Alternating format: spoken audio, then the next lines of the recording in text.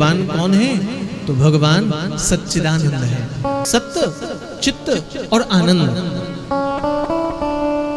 सत्य क्या है? आप यहां बैठे हो, हम यहां बैठे हैं, ये सत्य है कि नहीं है? आप और हम यहां बैठे हुए हैं, ये सब सत्य है। देखने मात्र के लिए ये सत्य है। और आप हम यहां बैठ करके कथा सुन रहे हैं, ये सत्य प्रतीत हो रहा है।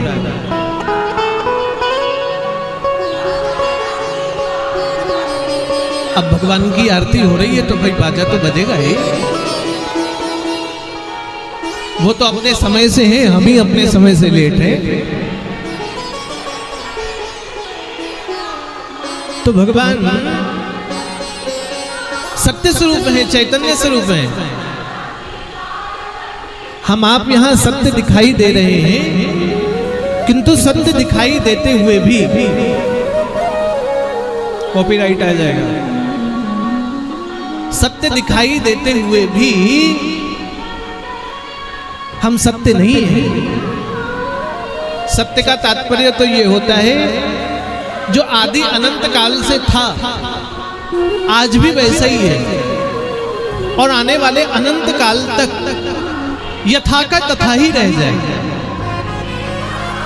अब जरा विचार करो, आपका जन्म हुआ तो कितने बड़े थे?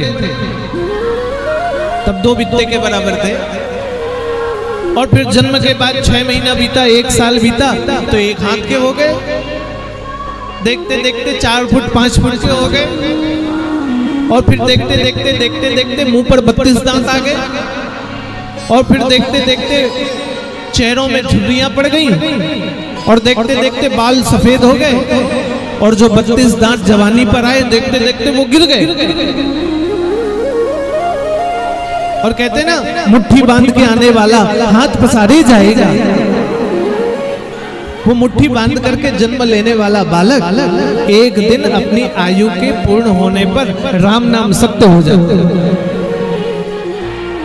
इसलिए हम दिखाई तो सत्य दे रहे हैं, लेकिन सत्य दिखाई देते हुए भी हम सत्य नहीं हैं। एकमात्र सत्य भगवान है, जो अनंत काल से हैं, वर्तमान में भी हैं, जो आने वाले समय तक यथा के तथा ही रहेंगे। इसलिए सच्चिदानंद रूपाय सत्य है भगवान। वो भगवान चैतन्य है। चैतन्य का तात्पर्य होता है, आप में भी जो गोविंद है ना, वो मेरे भीतर भी वही गोविंद समाया है। और आप में हम में जो समाया हुआ है ना, वो सारे करावल नगर वासियों के भीतर वही गोविंद समाया है। और केवल करावल नगर वासी नहीं, लोनी वाले भी बैठे, लोनी वालों के भी भीतर भगवान समाये हैं। और लोनी नहीं, पूरे दिल्ली वासियों के भीतर वही गोविंद है। और पूरे दिल्ली नहीं, पूरी दुनिया वासियों के भीतर वही गोविंद समाया हुआ है। उसमें कोई भेद नहीं है। भेद तो हमें है। कोई जवान है, कोई बूढ़ा है, कोई स्त्री है, कोई पुरुष है, कोई छोटा है, कोई बड़ा है, वो भेद हमारी दृष्टि पर है। लेकिन भगवान तो चैतन्य स्वरूप है। वो चैतन्य भगवान सब पर विराजमान होते हैं। इसलिए भगवान चैतन्य स्वरूप और भगवान को आनंद स्वरूप बताया। हम लोग कह देते, किसी के शादी घर में गए और विवाह में रसगुल्ला खाते हुए बोल दिए, बहुत आनंद आ गया, मजा आ गया रसगुल्ला खा के। बोलते कि नहीं बोलते? रसगुल्ला खा के आनंद आ गया। अब रसगुल्ला खाया तो आनंद आया। अब विचार करो, एक रसगुल्ला खाया तो आनंद आया, 2 खाओगे तो आनंद बढ़ेगा ना। और 2 की जगह 3 मिल जाए तो बढ़ेगा कि घटेगा?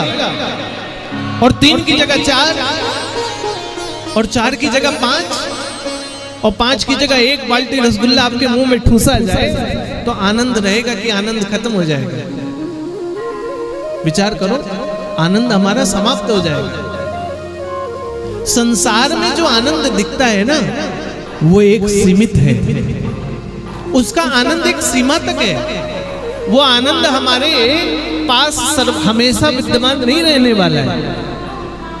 एक ही आनंद है जो हमेशा रह सकता है, वो सच्चिदानंद है, वो गोविंद है, वो भगवान है जिनका आनंद हमेशा रहता है।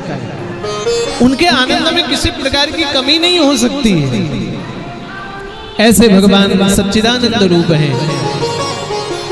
इसलिए कहा कि सच्चिदानंद रूपाय विश्वोत्पत्त्यादि हेतवे तापत्रय विनाशाय श्री कृष्णाय वयं नुमः। वो सच्चिदानंद भगवान जो सत्य है, वही चैतन्य है, वही आनंद है। और ऐसा भगवान जो है ना, उसके 3 ही मात्र काम है। पहला काम तो सृष्टि का निर्माण करना। इस सृष्टि का निर्माण भगवान के हाथों है, और जो निर्माण कर सकता है वही पालन कर सकता है। हमने लोगों को देखा स्वयं कमाते हैं, खूब धन है, बहुत पैसा है, घर पर सब कुछ खाने की व्यवस्था है, रसगुल्ला खा सकते हैं, काजू बादाम खा सकते हैं, लेकिन शुगर हो गया, रहते हुए भी नहीं खा पाओगे। कैसे खाओगे? शुगर हो गया। पैसा है, धन है, चीनी है, रसगुल्ला रखा है, सब कुछ रखा है, लेकिन भगवान ने कहा देखो हमने जन्म दिया है, सृष्टि के रचयिता हम हैं, आपके पालन का निर्वहन हमको करना है। भगवान ने कहा आपका रसगुल्ला खत्म।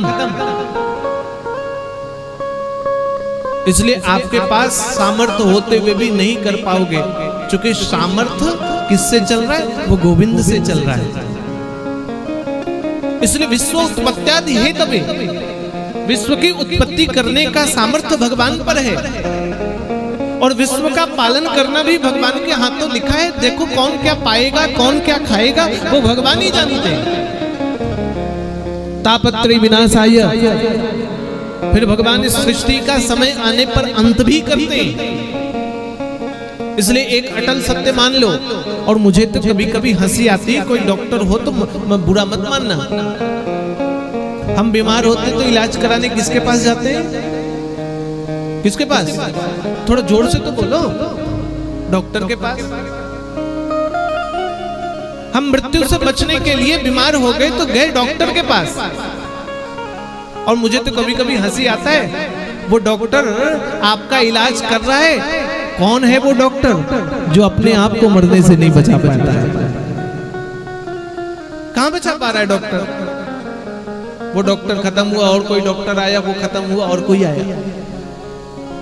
इसलिए ध्यान रखना, विश्व का उत्पत्ति, विश्व का पालन और विश्व का विनाश केवल भगवान के हाथ में है। श्री कृष्णाय वयं नमः। ऐसे वो भगवान हमारे श्री ठाकुर जी महाराज